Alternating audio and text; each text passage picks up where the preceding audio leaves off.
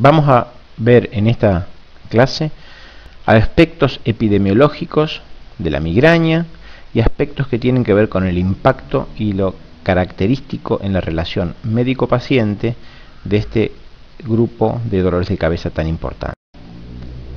Para tener en cuenta, la cefalea tipo tensional afecta en general entre el 50 al 100% en una población.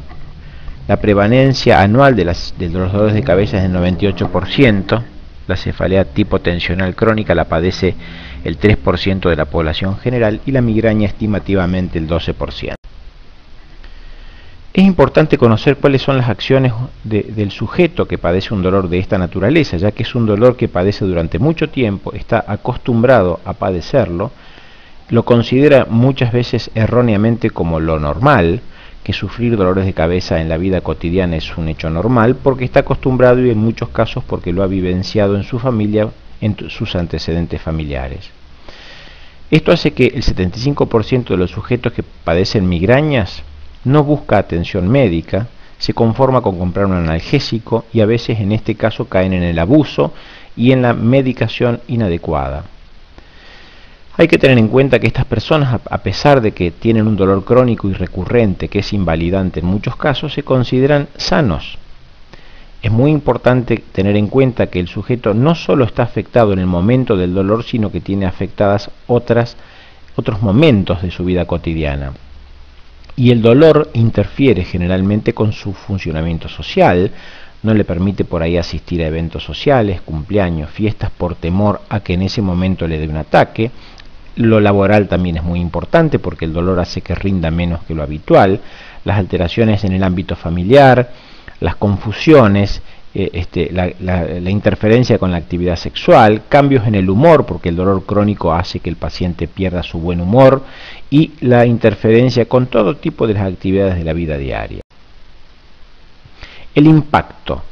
El impacto es muy importante conocerlo porque conocer el problema del dolor de cabeza crónico o episódico tiene mucho que ver con el impacto, y la seriedad y la importancia del tratamiento de estos problemas tiene que ver con el impacto justamente que genera en las personas que lo sufren, por lo que anteriormente comentamos.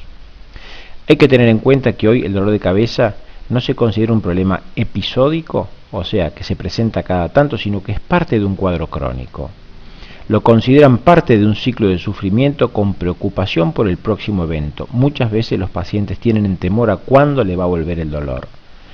Mucha gente piensa que tendrán esto toda su vida, que lo que ellos padecen no tiene solución y que nadie puede ofrecerle un alivio. Muchos están preocupados por el próximo ataque, en qué momento se me va a dar, se me dará justo en un examen, en un momento importante laboral, en un evento social, afectivo, etc. Y a su vez, esta misma sensación le va a generar ansiedad por el próximo evento que quizá lo discapacite. Es muy importante que estas personas que sufren más dolor sufren restricciones en la vida diaria que otros pacientes que tienen otras enfermedades crónicas como el diabético, osteoartritis o la depresión. Tener migraña lo restringe, lo discapacita de una manera que es mucho más importante en muchos casos que estas otras enfermedades que mencionamos. Hay mayor percepción de síntomas aislados. ¿Qué quiere decir? Me levanto y ya tengo molestias, sé que esto me va a venir un dolor de cabeza, sé que dentro de un rato voy a estar descompuesto, que voy a tener que ir a la guardia, que voy a tener que inyectarme un calmante, que voy a tener perdido el día. Esto le genera ansiedad en muchos casos y también en muchos otros le interfiere con su ánimo, con su humor y le genera esta sensación evidente de fracaso, que no va a poder hacer las actividades como las tiene planeadas, porque la migraña le va a interferir con el funcionamiento. El impacto familiar que tiene que ver con que el 44% de las parejas cuando hay un migrañoso están preocupadas por este dolor que no lo deja funcionar, no tendrá algo malo, el pensamiento negativo hacia el migrañoso, se hace el que le duele, aprovecha que le duele para no hacer. Fíjense qué importante porcentaje refiere a una reducción de la capacidad para realizar las tareas domésticas, faltan a eventos sociales, evitan hacer planes porque no saben en qué momento aparecerá este dolor discapacitante, y el 36% curiosamente presume que su pareja desconfía del dolor que tiene. Fíjense que el 20 al 60% de los pacientes con migraña en una encuesta refirieron que esto interfiere con su relación de pareja, porque el humor está cambiado, porque el ánimo está cambiado, porque las ganas de hacer o de no hacer cosas están cambiadas, por la imposibilidad de asistir a eventos sociales, de ir al supermercado, de llevar a los chicos, un montón de alteraciones que pueden producirse como consecuencia del dolor que viene o que va a venir. Y por supuesto que como consecuencia de lo anterior también hay una fuerte asociación con patología psiquiátrica, no como causa, sino que como consecuencia. Hay una relación bidireccional entre la migraña y la depresión, ya que una puede agravar la otra. La depresión tiene valor predictivo de acentuación o de inicio de migrañas. Esto quiere decir que los sujetos con migraña son más propensos a los dolores crónicos. Respecto a la consulta de la gente que padece migrañas en cualquier ámbito de la salud, sea en el consultorio del médico, en una guardia, en un consultorio clínico, en la farmacia, están preocupados por la migraña, sobre todo fuera del episodio porque no saben en qué momento le va a venir. Tienen temor que el ataque le interfiera con su compromiso laboral, le genera angustia y sufrimiento, y la incertidumbre de cuándo y cómo ocurrirá su siguiente ataque. A pesar de que es un problema tan prevalente, el 12% de una población sufre migraña, solamente el 45% recibe un diagnóstico adecuado, y el retraso desde el inicio de los dolores de cabeza hasta el momento que se lo cataloga como paciente con migraña generalmente pasa en promedio de 10 a 12 años. Además, de estas personas que tienen migraña, solamente un 25% busca consultar al profesional, ya que la mayoría piensa o tiene la creencia de que nada se puede hacer para su dolor. Hay un alto reporte de insatisfacción con la consulta. El médico muchas veces o los agentes de salud no saben responderle o no saben entender este fenómeno en su concepto total. Tienen problemas con el adecuado manejo del ataque, esto es, usan medicación que no es efectiva o usan medicación inadecuada, ya sea en una vía de administración inadecuada, en una dosis inadecuada o eligen un fármaco que es inadecuado para su cuadro clínico.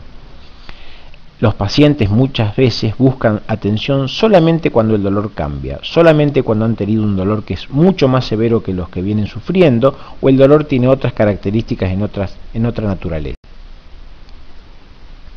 El impacto que le genera al paciente este dolor. No buscan atención médica por percepción de que nada se puede hacer. A veces refieren que el médico pierde interés y solamente le indica un analgésico. Hay pobre expectativa con la terapia porque no conocen en muchos casos los tratamientos preventivos. A veces no hay buena comunicación con el profesional de la salud. Esto hace que no se evalúen todos estos aspectos que tienen que ver. Curiosamente, se ha hecho un estudio qué pasa con las personas que consultan al médico que tienen migraña. En general, a pesar de ser un problema tan complejo, las consultas son muy breves porque en muchos casos se limita a decir, si le duele tanto, tome esto otro cuando le duela. Generalmente las consultas son preguntas cerradas y dirigidas que no dan opción a que el paciente relate el problema, no se usa una real valoración de la magnitud del dolor con cuestionarios dirigidos.